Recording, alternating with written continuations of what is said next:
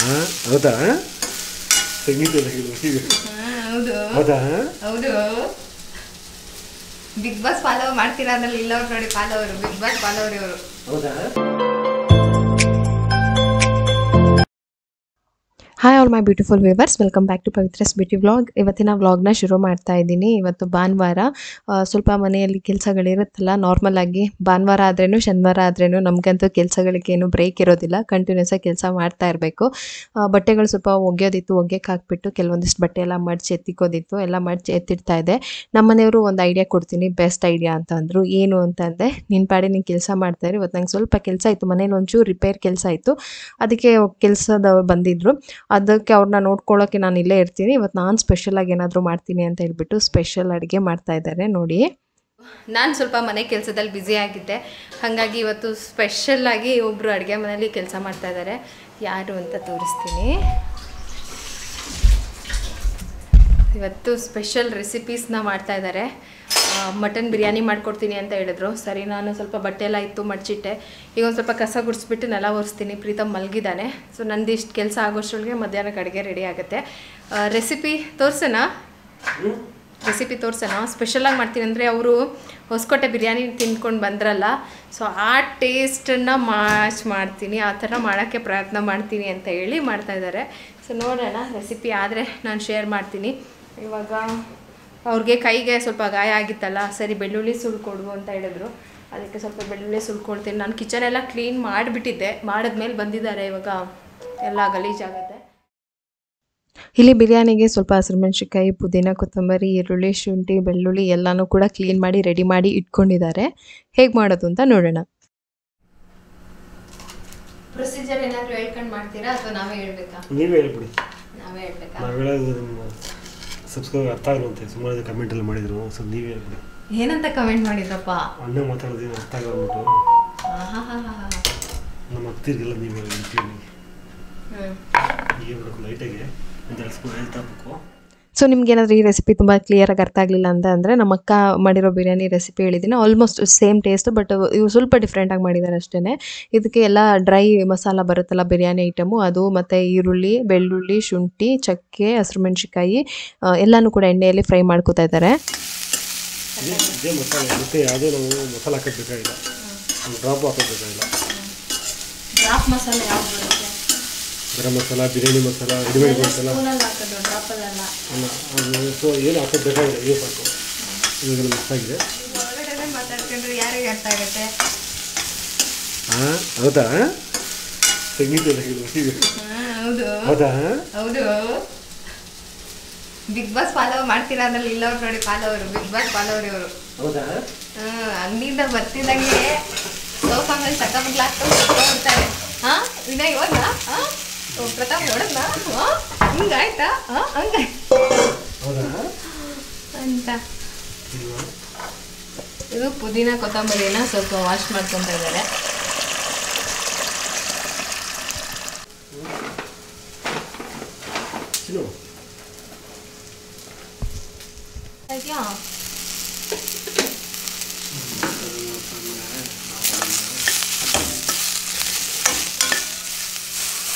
ಇಷ್ಟೊಂದು ಪುದೀನ ಕೊತ್ತಂಬರಿ ಸೊಪ್ಪು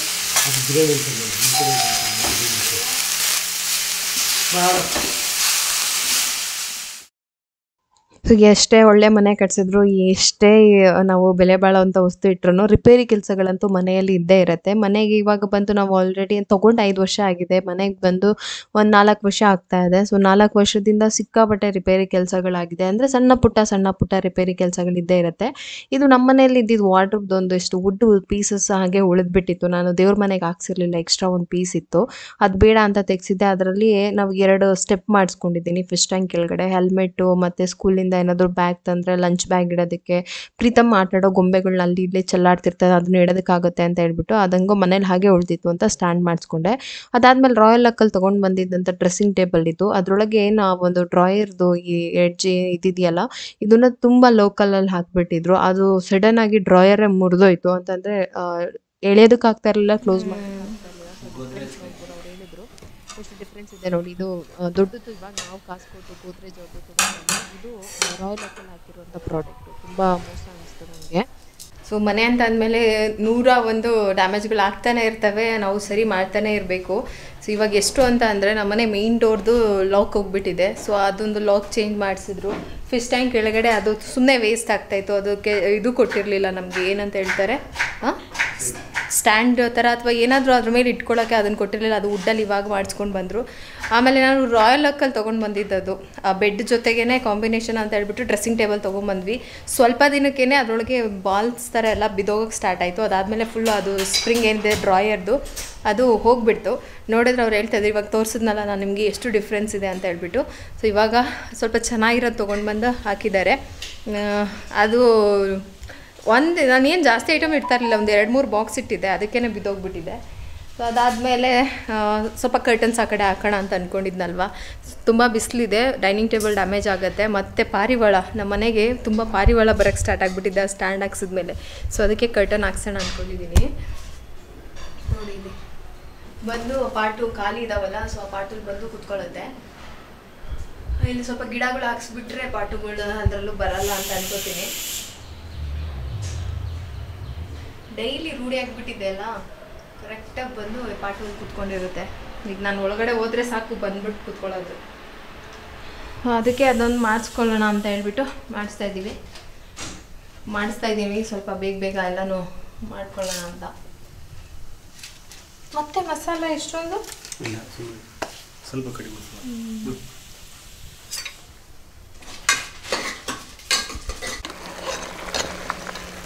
ಮಟನ್ಗೆ ಮತ್ತೆ ಎಕ್ಸ್ಟ್ರಾ ಡ್ರೈ ಮಸಾಲ ಎಣ್ಣೆಯಲ್ಲಿ ಹಾಕಿ ಚೆನ್ನಾಗಿ ಫ್ರೈ ಮಾಡಿ ರುಬ್ಬಿರೋ ಅಂಥ ಪೇಸ್ಟನ್ನು ಹಾಕ್ಕೊಂಡು ಒಂದು ಮಟನ್ ಬೇಯೋ ತನಕ ವಿಷಲ್ ಮಾಡ್ಕೋಬೇಕು. ಸೊ ಇದರಿಂದ ಮಟನಲ್ಲಿ ಉಪ್ಪು ಖಾರ ನಾವು ಏನು ಮಸಾಲೆ ಯೂಸ್ ಮಾಡಿದ್ದೀವೋ ಅದೆಲ್ಲ ತುಂಬ ಚೆನ್ನಾಗಿ ಹಿಡಿಯುತ್ತೆ. ಅದಾದಮೇಲೆ ಮಟನ್ ಬೆಂದ ಮೇಲೆ ಅಕ್ಕಿ ಹಾಕ್ಕೋಬೇಕಾಗತ್ತೆ. ಅಕ್ಕಿ ಹಾಕ್ಕೊಂಡು ಚೆನ್ನಾಗಿ ಬೇಯಿಸ್ಕೊಂಡ್ರೆ ಬಿರಿಯಾನಿ ರೆಡಿ ಆಗುತ್ತೆ. ಸೊ ಇಷ್ಟೇ ಬಿರಿಯಾನಿ ರೆಸಿಪಿ. ಪ್ರಾಬ್ಲಮ್ ಏನಾಯಿತು ಅಂತ ಇದರದ್ದು ಇದು ಹೋಗ್ಬಿಟ್ಟಿದೆ. ಇಲ್ಲಾಂದರೆ ಅದು ನಿಂತ್ಕೋಬೇಕಿತ್ತು, ನಿಂತ್ಕೊಳ್ಳಲ್ಲ, ಹಿಂಗೆ ಮುಂದಕ್ಕೆ ಹೋಗುತ್ತೆ. ಇವಾಗ ಅದರಲ್ಲಿ ಅದಕ್ಕೆ ಜಾಸ್ತಿ ಏನು ಐಟಮ್ ಇಡೋಕ್ಕೆ ಆಗ್ತಾಯಿಲ್ಲ. ಏನಾದರೂ ಹಿಂಗೆ ನಿಲ್ಲಿಸ್ತೀವಿ ಅಥವಾ ಏನಾದರೂ ತೊಗೊಂಡು ಇನ್ನೊಂದು ಇಡೋಷ್ಟರೊಳಗೆ ಅದು ಮುಂದಕ್ಕೆ ಬಂದು ಬಿದ್ದೋಗ್ಬಿಟ್ಟಿರುತ್ತೆ. ಅದ್ರ ಸೈಡಿಗೆ ಮಟನ್ನ ಮಸಾಲೆ ಜೊತೆಗೆ ಈ ಥರ ಕೂಗಿಸ್ಕೊಬೇಕು. ಅವಾಗ ಉಪ್ಪು ಖಾರ ಎಲ್ಲ ಚೆನ್ನಾಗಿ ಹಿಡಿಯುತ್ತೆ. ಅದಾದಮೇಲೆ ಲಾಸ್ಟಲ್ಲಿ ಮತ್ತೆ ಅಕ್ಕಿ ಹಾಕಿ 1-2 ವಿಷಲ್. ಒಂದೆರಡು ಕಪ್ಪು ಮೊಸರು ಹಾಕಿದ್ರೆ ಸಾಕಷ್ಟೇ. ಅಕ್ಕನ ಹತ್ರ ಹೋಗಲ್ವಾ? ಇದೇನಿದು ಇದು ಇದು ಇಲ್ಲ ಉಪ್ಪು ಮಾಡು ಕೊಳ್ಳಗ ಹಾಕೊಂಡಿದ್ಯಾ?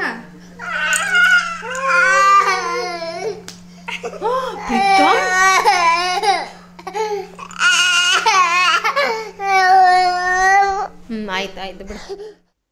ಹಿಂಗೆ ಇವತ್ತು ಅಡುಗೆ ಮಾಡೋದಿರಲಿಲ್ಲ. ಅಡುಗೆ ಮಾಡೋದಿಲ್ಲ ಅಂತಂದರೆ ಏನಂತಂದರೆ ಈಗ ಮಧ್ಯಾಹ್ನ ಮಾಡಿದರೆ ಅದು ರಾತ್ರಿಗೆ ಆಗಿಬಿಡುತ್ತೆ. ಸೊ 2 ಟೈಮಿಗೆ ನನಗೆ ಕೆಲಸ ಕಡಿಮೆ ಆಯಿತು. ಸೊ ಇಲ್ಲೆಲ್ಲ ಸ್ವಲ್ಪ ಡ್ರಿಲ್ಲಿಂಗ್ ಮಾಡಿದ್ರಲ್ಲ ಗೋಡೆಗೆ, ಅದ್ರದ್ದೆಲ್ಲ ಪೌಡರೆಲ್ಲ ಬಿದ್ದಿತ್ತು. ಅದೆಲ್ಲ ಕ್ಲೀನ್ ಮಾಡ್ಕೊಂಬಿಡು, ಇನ್ನು ಅಡುಗೆ ಮಾಡೋದೇನು ಕೆಲಸ ಇಲ್ಲ. ಸ್ವಲ್ಪ ಡೈನಿಂಗ್ ಟೇಬಲ್ ನೋಡಿ ಹಿಂಗಾಗಿದೆ, ಅದನ್ನೆಲ್ಲ ಒರೆಸಿ ಒಂದು ಸ್ವಲ್ಪ ಸೆಟ್ ಮಾಡ್ಕೊ, ಹೆಂಗೋ ಅಡುಗೆ ಮನೆ ಕೆಲಸ ಕಡಿಮೆ ಆಯ್ತಲ್ಲ ಅಂತ ಅಂದರು. ಸರಿ, ನಾನು ಕೂಡ ಮನೆಯೆಲ್ಲ ಒರೆಸ್ಕೊಳ್ಳೋದಿತ್ತು, ಪೆಂಡಿಂಗ್ ಹಾಗೆ ಉಳಿಸ್ದೆ, ಎಲ್ಲ ಆದಮೇಲೆ ಮಾಡ್ಕೊಳ್ಳೋಣ ಅಂತ ಇವಾಗ ಮಾಡ್ಕೋಬೇಕು.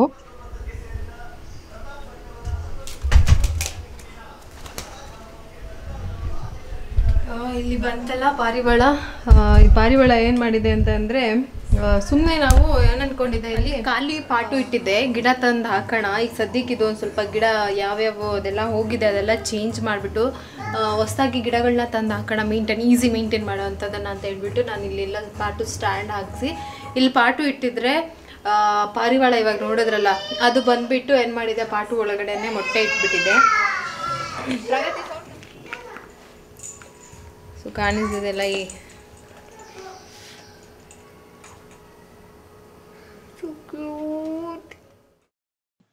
ನಿನ್ನೆ ನಾನು ಅಮ್ಮ ಮನೆಗೆ ಹೋಗಿ ಬಂದೆ. ಅಂತಂದರೆ ನಿನ್ನೆ ದೇವಸ್ಥಾನಕ್ಕೆ ಹೋಗಿದ್ವಿ. ಆನ್ ದ ವೇ ಬರಬೇಕಾದ್ರೆ ಬೆಂಗಳೂರಿಗೆ ಎಂಟ್ರಿ ಆಗ್ತೀವಿ ಅಂತ ಅಂದರೆ ಅಮ್ಮ ಮನೆಯಿಂದನೇ ನಾವು ಪಾಸ್ ಆಗಬೇಕು. ಸೊ ಹಾಗಾಗಿ ನಾನೇನು ಮಾಡಿದೆ, ಅಮ್ಮ ಮನೆಗೆ ಹೋಗಿ ತಿರುಪತಿ ಪ್ರಸಾದ ಕೊಡಬೇಕಿತ್ತು. ಇನ್ನು ಬೇಸಿಗೆ ರಜೆ ತನಕ ಹೋಗೋಕ್ಕಾಗಲ್ಲ ಅಂತ ತಿರುಪತಿ ಪ್ರಸಾದ ಕೊಟ್ಟು ಬಂದೆ. ಇನ್ನು ಬಂದಿದ್ದೀವಿ ಊಟದ ಟೈಮ್ಗೆ ಅಂತ ಹೇಳಿ ಅಮ್ಮನೂ ಅಡುಗೆ ಎಲ್ಲ ಮಾಡಿ ಊಟ ಮಾಡಿಕೊಂಡು ಮನೆಗೆ ಬಂದ್ವಿ. ಒಬ್ಬರು ಕಮೆಂಟ್ ಮಾಡಿದರು, ನಿಮಗೇನು ಬರೀ ಅಮ್ಮ ಮನೆಗೆ ಹೋಗ್ತಾ ಇರ್ತೀರಾ, ಅತ್ತೆ ಮಾವ ಬೇಡವಾ ಅಂತ. ಅವ್ರು ಯಾಕೆ ನನಗೆ ಆ ಥರ ಕಮೆಂಟ್ ಮಾಡಿದ್ರು ಅಂತ ಗೊತ್ತಿಲ್ಲ. ಬಟ್ ಇದು ತುಂಬ ಜನದಿಂದ ಡೌಟ್ ಬರ್ತಾನೆ ಇದೆ ನಿಮಗೆ. ನಾನು ಹೋಗೇ ಇಲ್ಲ ಅಂತ ಏನಿಲ್ಲ, ಆದರೆ ಕಡಿಮೆ ಹೋಗ್ತೀವಿ. ಯಾಕೆ ಅಂತಂದರೆ ಇಲ್ಲಿಂದ 2 ಅವರ್ ಹೋಗುತ್ತೆ ನಾವು ನಮ್ಮ ಅತ್ತೆ ಮನೆಗೆ ಹೋಗ್ಬೇಕು ಅಂತಂದರೆ. ಅದೇ ಅಮ್ಮ ಮನೆಗೆ ಒಂದು 40 ಮಿನಿಟ್ಸಲ್ಲಿ ಹೋಗ್ಬಿಡ್ಬೋದು. ಬೆಂಗಳೂರು ಹತ್ರ ನಿಯರ್ ಆಗೇ ಇದ್ದಾರೆ. ಸೊ ಹಾಗಾಗಿ ನಾನೇನು ಮಾಡ್ತೀನಿ, ಜಾಸ್ತಿ ಅಮ್ಮ ಮನೆಗೆ ಹೋಗ್ತೀನಿ. ಅಲ್ಲಿ ಹೋಗ್ಬಾರ್ದು ಇಲ್ಲಿ ಹೋಗ್ಬಾರ್ದು ಅಂತ ಏನಿಲ್ಲ. ಅದು ನಮ್ಮ ಅಜ್ಜಿ ಊರು, ಮತ್ತೆ ಆ ಊರಲ್ಲಿ ನಾನು ದೊಡ್ಡ ಕನಸೇ ಕಂಡಿದ್ದೀನಿ. ಆ ಊರಿಗೆ ಹೋಗ್ದಲೇ ಇರೋದಕ್ಕೆ ಸಾಧ್ಯನೇ ಇಲ್ಲ. ಹೋಗ್ತಾ ಇರ್ತೀವಿ, ಬರ್ತಾ ಇರ್ತೀವಿ. ನಾವು ಹೋದಾಗಿಲ್ಲ ಅಂದ್ರೆ ನನ್ನ ಹಸ್ಬೆಂಡ್ ಯಾವಾಗ ಹೋಗ್ತಾರೋ ಅವಾಗೆಲ್ಲ ನನ್ನ ಕರ್ಕೊಂಡು ಹೋಗ್ತಾರೆ. ಬಟ್ ನಾವು ಆತುರವಾಗಿ ಯಾವತ್ತೂ ಟ್ರಾವೆಲ್ ಮಾಡಕ್ ಹೋಗಲ್ಲ. ಊರಿಗೆ ಅಂದ್ರೆ ಜಾಸ್ತಿ ಟೈಮ್ ಬೇಕಲ್ಲ. ನಮ್ಮ ಹತ್ರ ಫ್ರೀಯಾಗಿ ಜಾಸ್ತಿ ಟೈಮ್ ಇದೆ, ನಾವು ಆರಾಮಾಗಿ ಹೋಗ್ಬೋದು ಬರ್ಬೋದು. ಆತುರವಾಗಿ ಹೋಗಕ್ಕೆ ಏನು ಬೇಡ ಅನ್ನೋ ಥರ ಇದ್ದಾಗೆಲ್ಲ ನಾವು ಹೋಗ್ತೀವಿ. ಇಲ್ಲ ಅರ್ಜೆಂಟಾಗಿ ಏನಾದರೂ ಹಿಂಗೆ ಸುಮ್ಮನೆ ಹೋಗಿ ಬರಬೇಕು ಅಂದಾಗ ನಾನು ಅಮ್ಮ ಮನೆಗೆ ಹೋಗ್ತೀನಿ. ಸೊ ಇಷ್ಟೇನೆ. ಆಮೇಲೆ ಇನ್ನೊಂದೇನಂತಂದ್ರೆ ನಮ್ಮ ಅತ್ತೆ ಬಗ್ಗೆ ಯಾರು ಯೋಚನೆ ಮಾಡೋಂಥ ಅವಶ್ಯಕತೆ ಇಲ್ಲ. ಅವರಿಗೆ 3 ಜನ ಗಂಡು ಮಕ್ಳಿದ್ದಾರೆ, ಒಂದು ಹೆಣ್ಮಗು ಇದೆ. ತುಂಬಾ ವೆಲ್ ಸೆಟಲ್ಡ್ ಆಗಿದ್ದಾರೆ, ಯಾವುದೇ ಪ್ರಾಬ್ಲಮ್ಸ್ ಇಲ್ಲ. ಹಸ್ಬೆಂಡ್ ಜೊತೆಲೇ ಇದ್ದಾರೆ, ಯಾವುದಕ್ಕೂ ತೊಂದರೆ ಇಲ್ದಲೆ ಆರಾಮಾಗಿದ್ದಾರೆ. ಅವ್ರಿಗೆ ಏನು ಇವರಿಂದ ತೊಂದರೆ ಅವರಿಂದ ತೊಂದರೆ, ಊಟ ಇಲ್ಲ ಬಟ್ಟೆ ಇಲ್ಲ ಆ ಥರ ಏನಿಲ್ಲ ನೀವು ಅನ್ಕೊಂಡ ಹಾಗೆ.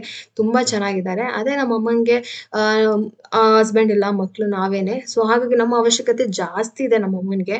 ಹಾಗಾಗಿ ನಾನು ಪ್ರತಿ ಸಲನೂ ನಮ್ಮ ಅಮ್ಮನ ಮನೆಗೆ ಹೋಗ್ತೀನಿ. ನಾನು ನಿನ್ನ ಜೊತೆ ಇದ್ದೀನಿ ಅನ್ನೋ ಒಂದು ಕಾನ್ಫಿಡೆನ್ಸ್ನ, ಅಥವಾ ನನ್ನ ಜೊತೆ ಯಾರು ಇದ್ದಾರೆ ಅನ್ನೋ ನಂಬಿಕೆನ ನಾನು ತುಂಬಿ ಬರಬೇಕು. ಹಾಗಾಗಿ ನಾನು ಹೋಗ್ತಾ ಇರ್ತೀನಿ, ನಮ್ಮ ಅಮ್ಮಂಗೆ ಸಪೋರ್ಟಾಗಿ ನಾನು ನಿಂತ್ಕೋಬೇಕು ಅಂತ ಹೇಳಿ. ಇದ್ರಲ್ಲಿ ಬೇರೆ ಏನೂ ಇಲ್ಲ. ಅವ್ರನ್ನ ನೋಡ್ಕೋಬೇಕು, ಇವ್ರನ್ನ ನೋಡ್ಕೋಬೇಕು, ಅವರಿಂದನೇ ಇರಬೇಕು, ಇವರಿಂದನೇ ಇರಬೇಕು ಅಂತ ನಂಗೆ ಎಲ್ಲರೂ ಒಂದೇ. ಬಟ್ ಅಮ್ಮ ಮಾತ್ರ ಒಂದು ಕೈ ಮೇಲೆ ಅಂತ ಹೇಳ್ಬೋದು ಎಲ್ಲದರಲ್ಲೂ. ಪ್ರೀತಮ್ ಸ್ಟೈಲ್ ನೋಡಿ, ಕಾರ್ ಮೇಲೆ ಕಾಲು ಹಾಕೊಂಡ್ಬಿಟ್ಟು ಹೆಂಗೋಗುತ್ತೆ ಇವಾಗ ಕಾರು.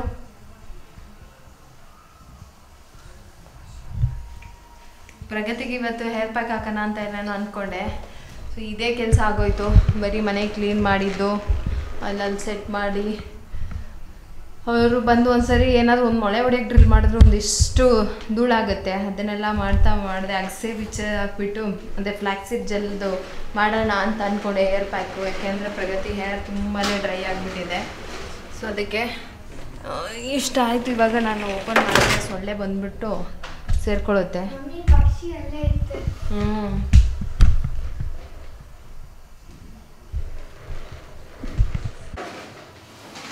ಇವಾಗ ಜಾಸ್ತಿ ಎಲ್ಲ ಕ್ಲೀನಿಂಗ್ ಮಾಡಿ ನಾನು ಫ್ರೆಶ್ ಅಪ್ ಆಗಿ ಬಂದೆ.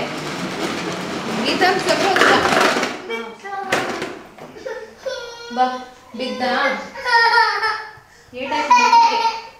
ನಿಧಾನಕ್ಕೆ ಹೋಗ್ಬೇಕು. ನಿನ್ನ ಸ್ಟೈಲ್ ಎಲ್ಲ ನಡೆಯಲ್ಲ ಇಲ್ಲಿ.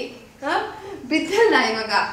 ಕಾರ್ ಆಕ್ಸಿಡೆಂಟ್ ಆಯಿತು ಪ್ರೀತಮ್ದು. ಇಲ್ಲಿ ನೋಡಿ, ಇಲ್ಲಿ ಕೆನ್ನೆ ನೋಡಿ, ಕೆನ್ನೆ ಮೇಲೆ ಬಿತ್ತು ಏಟು.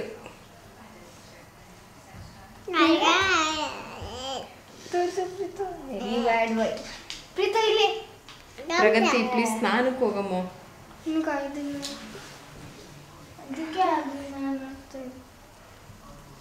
ಸೈಕಲ್ ಅದೇನಿದೆ ಅಲ್ಲ, ಆ ಕಾರನ್ನ ಒಳ್ಳೆ ಹೈ ಸ್ಪೀಡಲ್ಲಿ ಓಡಿಸೋದು, ಹಿಂಗೆ ಮುಗುಡ್ಸ್ಕೊಂಡ್ ಬೀಳೋದು, ಈ ಥರ ಮಾಡ್ತಾ ಇದ್ದಾನೆ ಇವಾಗ.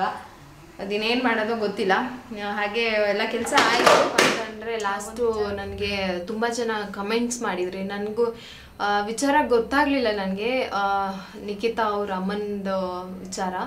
ಅದಾದಮೇಲೆ ಕಮೆಂಟ್ಸ್ ಮಾಡಿದ್ರಲ್ಲ, ಸೊ ಅದು ನಾನು ಮತ್ತೆ ವಿಚಾರಿಸಿದಾಗ ಅವರು ನಿಜ ಅಂತ ಹೇಳಿದ್ರು. ಯಾಕೆ ಅಂದರೆ ಪ್ರೀವಿಯಸಲ್ಲಿ ಒಂದ್ಸರಿ ಅವ್ರು ಕಮ್ಯುನಿಟಿ ಟ್ಯಾಬಲ್ಲಿ ಅವ್ರ ಅಮ್ಮನ ಜೊತೆ ಫೋಟೋ ಹಾಕಿದ್ರು. ಆಗ ತುಂಬ ಜನ ಅದನ್ನು ಏನಾಯಿತು ಅನ್ನೋ ಥರ ಪ್ರಶ್ನೆ ಮಾಡಿದರೆ, ಕೋಇನ್ಸಿಡೆಂಟ್ ನೋಡಿ ಹಂಗೆ ಹಾಕಿ ಮತ್ತು ಅದನ್ನೇ ರಿಯಲ್ ಅನ್ನೋ ಥರ ಆಗ್ಬಿಡ್ತು. ತುಂಬ ಬೇಜಾರಾಗ್ತಾ ಇದೆ. ಯಾಕೆ ಅಂತಂದರೆ ಆ ವಿಚಾರ ಕೇಳಿದಾಗಿಂದ ನನಗೆ ನಿಖಿತ್ ಅವ್ರ ಸ್ಥಾನನ ಅವ್ರ ಪೊಸಿಷನಲ್ಲಿ ನಿಂತು ನಾನು ಯೋಚನೆ ಮಾಡಿದ್ರೆ ನಂಗೆ ಇವಾಗಲೂ ಅಳು ಬರ್ತಾ ಇದೆ. ಅಷ್ಟು ಬೇಜಾರಾಯಿತು.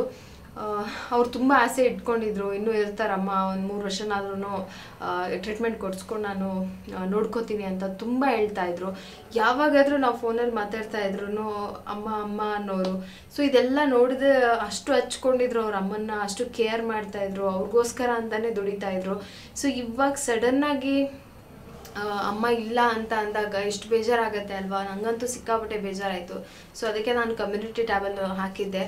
ಯಾಕೆಂದರೆ ನನ್ನ ಫ್ರೆಂಡು ಅಂತ ಅಂದಮೇಲೆ ಅಲ್ಲೇನಾದರೂ ನಿಮ್ಗೆ ಇನ್ಫಾರ್ಮೇಷನ್ ಸಿಕ್ಕಿಲ್ಲ ಅಂದರೆ ಸಡನ್ ಇನ್ಸ್ಟಾದಲ್ಲಿ ನನಗೂ ಕೂಡ ಮೆಸೇಜ್ ಮಾಡಿದ್ದೀರಾ, ನಿಜಾನ ನಂಬೋಕ್ಕಾಗ್ತಾಯಿಲ್ಲ ಅಂತ. ಅದನ್ನು ಅವರೇ ಕ್ಲಾರಿಟಿ ಕೊಟ್ಟಿದ್ದಾರೆ ವಿಡಿಯೋ ಮಾಡಿ. ಸಮಯ ಏನೂ ಮಾಡೋಕ್ಕಾಗಲ್ಲ, ಬಟ್ ನಾನು ಅವ್ರ ಜೊತೆ ಮಾತಾಡಿದೆ. ಅವತ್ತು ಬೆಳಗ್ಗೆ ನಾನು 9 ಗಂಟೆಗೆ ಕಾಲ್ ಮಾಡಿದ್ದೆ ಅವ್ರಿಗೆ. ನಾನು ಮಾತಾಡ್ತಾ ಇರ್ತೀವಿ ಜಾಸ್ತಿ ಯಾವಾಗ್ಲೂ. ಸೊ 9 ಗಂಟೆಗೆ ಮಾಡಿದೆ. ಅದಕ್ಕೆ ಹಿಂದಿನ ದಿನ ಊರಿಂದ ಬಂದಾಗ ಅವರೇ ಕಾಲ್ ಮಾಡಿದ್ರು. ಊರಿಂದ ಈ ತಾನೇ ಬಂದ್ವಿ, ಅದು ಇದು ಹಿಂಗೆ ಏನೇನೋ ಹೇಳಿದ್ರು. ಹಬ್ಬ ಹಂಗಾಯಿತು, ಎಲ್ಲ ಮಾಡಿದ್ವಿ, ಅಮ್ಮನ ಆಸೆ, ಮನೆ ರಿಪೇರಿ ಆದಮೇಲೆ ಈ ಥರ ಮಾಡಬೇಕು ಅಂತ ಎಲ್ಲ ಹೇಳಿದ್ರು. ಅದಾದಮೇಲೆ ನಾನು ಮನೆ ದೇವ್ರಿಗೆ ಹೋಗಿದ್ದೆ. ಅದಾದಮೇಲೆ ಅಲ್ಲಿಂದ ಬಂದ್ವಿ. ಬಂದ ತಕ್ಷಣ ಅವತ್ತು ಬೆಳಗ್ಗೆ 9 ಗಂಟೆಗೆ ಕಾಲ್ ಮಾಡಿದೆ. 2 ದಿನ ಆಯ್ತಲ್ಲ ಅಂದ್ಬಿಟ್ಟು ಮಾಡಿದ್ದೆ. ಅವ್ರ ಮಗ ವಾಯ್ಸ್ ಫುಲ್ಲು ಚೇಂಜ್ ಆಗಿತ್ತು. ಯಾವತ್ತು ನಾನು ಕಾಲ್ ಮಾಡಿದ್ರೆ ನಿಖಿತ್ ಅವ್ರು ಪಿಕ್ ಮಾಡ್ತಾಯಿದ್ರು. ಅವತ್ತು ಅವ್ರ ಮಗ ಪಿಕ್ ಮಾಡಿದ್ರು. ಸರಿ ನಾನು ಕೇಳಿದೆ, ಅವ್ರ ವಾಯ್ಸು ತುಂಬ ಹತ್ತು ಫುಲ್ಲು ಒಂಥರ ನನಗೆ ಸರಿಯಾಗಿ ಕೇಳಿಸ್ಲಿಲ್ಲ. ಸರಿ ಇವಾಗೆಲ್ಲೋ ಎದ್ದಿರ್ಬೇಕೇನೋ, ಅದಕ್ಕೆ ವಾಯ್ಸ್ ಕೇಳಿಸ್ತಾ ಇಲ್ಲ ಅಂದ್ಬಿಟ್ಟು ಸರಿ ಆಯಿತು ಆಮೇಲೆ ಅಮ್ಮಂಗೆ ಕಾಲ್ ಮಾಡ್ತೀನಿ ಅಂತ ಹೇಳಿ ಕಟ್ ಮಾಡಿದೆ. ಅದಾದಮೇಲೆ ಅವರು ಕಮ್ಯುನಿಟಿ ಪೋಸ್ಟ್ ಬಂತು ಅಂದರೆ ನನಗೆ ಕಮೆಂಟ್ಸ್ ಬರ್ತಾಯಿತ್ತು, ಅಕ್ಕ ನಿಜಾನ ಈ ಥರ ಹೇಳ್ತಾ ಇದ್ದಾರೆ ಅಂತ. ಅವಾಗ ನಾನು ಕಮ್ಯುನಿಟಿ ಪೋಸ್ಟ್ ಚೆಕ್ ಮಾಡಿದಾಗ ಅವರು ಪೋಸ್ಟ್ ಹಾಕಿದ್ರು. ಅದಾದಮೇಲೆ ನಾನು ವಾಟ್ಸಪ್ಪಲ್ಲಿ ಮೆಸೇಜ್ ಮಾಡಿದೆ, ಕಾಲ್ ಪಿಕ್ ಮಾಡ್ತಾರೋ ಇಲ್ವೋ, ಇದು ಹೆಂಗೆ ಹೇಳೋದು ಅಂತ ನನಗೆ ಗೊತ್ತಾಗ್ತಾ ಇಲ್ಲ ನನಗೆ ನಿಜವಾಗ್ಲೂ. ಅದಾದಮೇಲೆ ಸುವರ್ಣ ಮೆಸೇಜ್ ಮಾಡಿದ್ರು ಹೌದು ಅಂತ. ಸರಿ ಆಯಿತು. ಅದೆಲ್ಲ ಆದಮೇಲೆ ಪಾಪ ಅವ್ರಿಗೆ ಏನು ಅನಿಸ್ತೋ ಗೊತ್ತಿಲ್ಲ, 4 ಗಂಟೆಗೆ ಎಲ್ಲ ಕಾರ್ಯ ಎಲ್ಲ ಮಾಡಿದ್ಮೇಲೆ ಬಂದು ನನ್ನ ಹತ್ರ ಕಾಲ್ ಮಾಡಿಕೊಂಡು ತುಂಬ ಅಂದರೆ ತುಂಬ ಆಗ್ತಾಯಿಲ್ಲ ನನ್ನ ಕೈಯಲ್ಲಿ ಅಂತ. ನಾನು ಹೆಂಗೆ ಸಮಾಧಾನ ಮಾಡಬೇಕಂತ ನನಗೆ ಗೊತ್ತಾಗ್ತಾನೆ ಇಲ್ಲ. ನಾನು ಏನು ಹೇಳಬೇಕು, ಹೆಂಗೆ ಇವ್ರನ್ನ ಸಮಾಧಾನ ಮಾಡಲಿ. ನನ್ನ ಮಾತುಗಳೇ ಮರ್ತೋಗ್ಬಿಟ್ಟಿದ್ದೀನಿ, ಯಾವ ಪದಗಳಲ್ಲೂ ಮಾತೇ ಇಲ್ಲ. ಅಳಬೇಡಿ, ಇವಾಗ ನೀವೇ ಧೈರ್ಯವಾಗಿರಬೇಕು ಅಂತ ಎಲ್ಲ ಹೇಳಿದೆ. ನಾವು ಎಷ್ಟೇ ಹೇಳ್ಬೋದು, ಬಟ್ ಅದಕ್ಕೆ ಸಮಾಧಾನ ಮಾಡೋದಕ್ಕೆ ಸಾಧ್ಯನೇ ಇಲ್ಲ. ಯಾಕೆ ಅಂತ ಅಂದರೆ ನಾನು ಅವರಂಗೆ ನಮ್ಮಮ್ಮನ ತುಂಬ ಇಷ್ಟಪಡ್ತೀನಿ. ಸೊ ಅಮ್ಮ ಅನ್ನೋ ಸ್ಥಾನ ಏನು, ಅಮ್ಮ ಅನ್ನೋ ಪ್ರೀತಿ ಏನು, ಅದನ್ನು ನಾನು ತುಂಬ ಹತ್ರದಿಂದ ನೋಡಿದ್ದೀನಿ. ನಿನ್ನೆನೂ ನಾನು ಅಮ್ಮ ಮನೆಯಿಂದ ಬಂದೆ. ನನಗೆ ಊಹೆ ಮಾಡ್ಕೊಳ್ಳೋಕೆ ಆಗ್ತಾಯಿಲ್ಲ. ನಿಖಿತಾ ಅವರು ಎಷ್ಟು ಅಂತಂದರೆ ನನಗೆ ಅವ್ರ ಬೆಸ್ಟ್ ಫ್ರೆಂಡ್ ಆಗೋದಕ್ಕೆ ರೀಸನ್ನೇ ಬಂದು ಅವರಲ್ಲಿರೋ ಈ ಒಂದು ಗುಣ. ಅಮ್ಮ ಅಂದರೆ ಅಷ್ಟು ಚೆನ್ನಾಗಿ ನೋಡ್ಕೊತಾ ಇದ್ರು. ಸೊ ಅದರಿಂದ ನನಗೆ ಅವ್ರು ತುಂಬ ಬೇಗ ಕನೆಕ್ಟ್ ಆಗಿಬಿಟ್ರು. ಯಾವಾಗಲೂ ಕಾಲ್ ಮಾಡಿ ಮಾತಾಡ್ತಾ ಇದ್ದರೆ ಅವರು ತುಂಬ ಹ್ಯಾಪಿಯಾಗಿರೋ ಮನುಷ್ಯ ನಿಖಿತಾ ಅವರು. ನನಗನ್ಸೋ ಪ್ರಕಾರ ನಾನು ಸ್ವಲ್ಪ ಸೀರಿಯಸ್ ಆಗಿರ್ತೀನಿ, ಅಷ್ಟು ಜೋಕ್ ಮಾಡಲ್ಲ, ಸಿಲಿ ಜೋಕ್ಸ್ಗೆಲ್ಲ ನಗಲ್ಲ, ಆ ಥರ ಮನುಷ್ಯ ನಾನು. ಅವರು ಒಂದು ಸಣ್ಣ ಜೋಕ್ ಇಟ್ಕೊಂಡು ಎಷ್ಟು ಜೋರು ಅಂದರೆ ಓಪನ್ ಹಾರ್ಟಿಂದ ಓಪನ್ ಸ್ಮೈಲ್ ಮಾಡ್ಕೊಂಡು ಜೋರು ನಗ್ತಾರೆ ಅವರು. ಸೊ ಆ ಥರ ನಗ್ತಾ ಇರ್ತಾರೆ. ನಂಗೆ ಹಂಗೆ ನಗಕ್ಕೆ ಬರಲ್ಲ. ನಮ್ದು ಏನಿದು ಉಸುನಾಗೇನೋ ಏನೋ ಹೇಳ್ತಾರಲ್ಲ, ನನಗೆ ಒಂದು ಸ್ಮಾಲ್ ಸ್ಮೈಲ್ ಇರುತ್ತೆ ಫೇಸಲ್ಲಿ. ಭಗವಂತ ಆ ನಗುನ ಮತ್ತೆ ವಾಪಸ್ ಕೊಡಲಿ. ಕಾಲ ಕಳೀತಾ ಎಲ್ಲನೂ ಮರಿಲೇಬೇಕು. ಇವತ್ತು ಅವರು ನಾಳೆ ನಾವು ಹೀಗೆ ಸರ್ದಿಲಿ ಹೋಗ್ತಾ ಇರಬೇಕು, ಏನೂ ಮಾಡೋಕ್ಕಾಗಲ್ಲ. ನಮಗೆ ರೀಸೆಂಟಾಗಿ ನಮ್ಮ ಚಿಕ್ಕಪ್ಪ ತೀರೋದ್ರು. ಅದು ಅವ್ರ ಸ್ಥಾನನ ನಾನು ತುಂಬ ಚೆನ್ನಾಗಿ ಅರ್ಥ ಮಾಡ್ಕೋಬೋದು. ನನಗೆ ಅವ್ರಿಗೆ ಹೇಳೋದೊಂದೇ, ಧೈರ್ಯ ಕಳ್ಕೊಬೇಡಿ ಅಷ್ಟೇ. ಅವರ ಋಣ ನಿಮ್ಮ ಜೊತೆ ಇಷ್ಟಿತ್ತು, ಆ ಋಣ ಮುಗ್ದೋಗಿದೆ. ಇನ್ನು ಮುಂದಕ್ಕೆ ಏನಾಗಬೇಕು ಅದು ಆಗಲೇಬೇಕು. ಧೈರ್ಯವಾಗಿರಿ. 10 ಅಂದರೆ ಅವ್ರಿಗೂ ಸ್ವಲ್ಪ ಆರೋಗ್ಯದಲ್ಲಿ ಸಮಸ್ಯೆ ಇದೆ ಅಲ್ವಾ. ಸೊ ಯಾವುದನ್ನು ಅಷ್ಟು ಅವರು ಸೀರಿಯಸ್ಸಾಗಿ ತೊಗೊಳ್ಬಾರ್ದು. ಅಮ್ಮನ ನೆನಪಿಗೋಸ್ಕರನೇ ಖುಷಿ ಇರಬೇಕು ಅಂತ ಅನ್ಕೋತೀನಿ. ಖುಷಿ ಮಗಳು, ಅವಳ ಮುಖ ನೋಡ್ಕೊಂಡು ಆರಾಮಾಗಿರ್ಬೇಕು ಅಷ್ಟೇ. ಅದು ಬಿಟ್ಟರೆ ನಾನೇನಿಲ್ಲ. ಹಂಗೂ ನನಗೆ ಇನ್ಸ್ಟಾದಲ್ಲೆಲ್ಲ ಮೆಸೇಜ್ ಮಾಡಿ ಹೇಳಿದ್ರಿ, ನೀವು ಸಮಾಧಾನ ಹೇಳಿ ಮಾತಾಡಿ ಅಂತ. ನಾನು ಮಾತಾಡಿದ್ದೀನಿ, ಬಟ್ ಸಮಾಧಾನ ಭಗವಂತನೇ ಕೊಡ್ಬೇಕು. ಯಾಕೆ ಅಂತಂದರೆ ಅಷ್ಟು ಇಷ್ಟಪಟ್ಟು ಏನೇ ಆಗಲಿ ಯಾವಾಗಲೂ ಕಾಲ್ ಮಾಡಿ ಮಾತಾಡ್ತಾಯಿದ್ರು ಅವರು. ವಿಡಿಯೋ ಕಾಲ್ ಮಾಡಿ ಅವ್ರ ಮನೇಲಿ ನಡೆಯೋದನ್ನೆಲ್ಲ ಹೇಳೋದು, ಅವ್ರ ಜೊತೆ ಮಾತಾಡೋದು. ನಾನು ಅಷ್ಟೇ ಬೆಳಗ್ಗೆಯಿಂದ ಸಂಜೆವರೆಗೂ ನಮ್ಮ ಅಮ್ಮನಿಗೆ ಒಂದ್ಸರಿ ದಿನದಲ್ಲಿ ಒಂದಿನ ಮಿಸ್ ಆದ್ರೂ ನಾನು ತುಂಬ ಮಿಸ್ ಮಾಡ್ಕೋತೀನಿ. ನೆನ್ನೆ ಫುಲ್ ಫೋನೇ ಮಾಡಿಲ್ಲ ನಮ್ಮ ಅಮ್ಮಂಗೆ ಅಂತ ಹೇಳ್ಬಿಟ್ಟು ಆಲ್ರೆಡಿ ಮಾಡಿಬಿಡ್ತೀನಿ.